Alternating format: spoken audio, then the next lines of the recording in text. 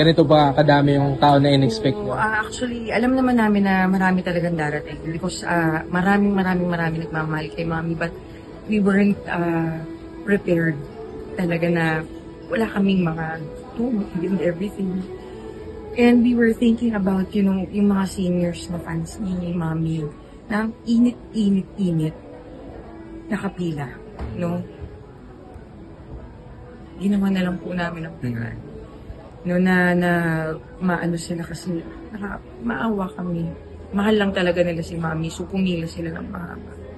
Yun nga po, yung iba namin nakausap from provinces pa, but sabi nila, kumbaga para sa kanila, wala yung yun distance, diba? Yung init para makapunta dito.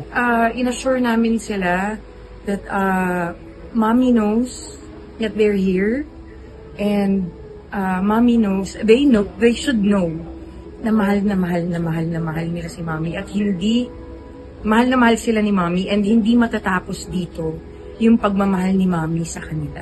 No, hanggang sa langit, mahal na mahal sila ni Mommy. Sa inyo po mga anak niya, no, parang gaano ba, anong feeling po sa inyo na ganito yung kagrabe yung love for kami, siyempre, happy kami. Appreciate everybody na nandito, hindi lang po sa mga fans, no?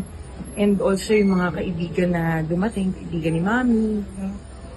Malaking sa amin din yung pagpunta nila dito. Malaking bagay din sa amin. Ma'am, last na lang. Ma'am, may details na po ba for the... Actually, meron, pero hindi ko pinakinggan. Oo, kasi medyo anong araw na, di ba? Pero sa aming mga anak kasi, we lost our mom. Our mommy. So, hindi pa kami, so hindi namin pa naiintindihan. But may plano na sila, and pinaplan sa kanila. Thank you, ma'am.